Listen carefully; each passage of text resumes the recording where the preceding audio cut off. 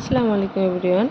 আজ আমরা খুব সহজে কিভাবে মোচার রান্না করা হয় সেটা শেয়ার করছি।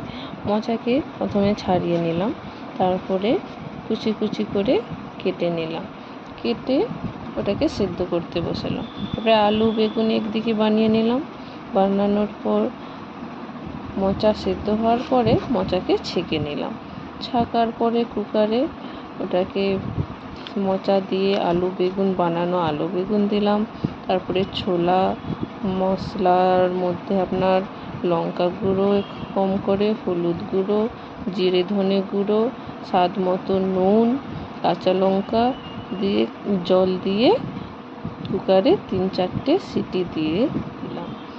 তারপরে ওটাকে দেখুন কেমন হচ্ছে। আলাদা কড়াই পেঁয়াজ আর 5 ফোড়ন ভেজে এই মোচার মধ্যে বাগার দিয়ে দিলাম। ব্যাস হয়ে গেল আমাদের মোচার তরকারি। আপনারাও বাড়িতে খুব সহজে এই রেসিপিটা ট্রাই করে দেখতে পারেন। ধন্যবাদ।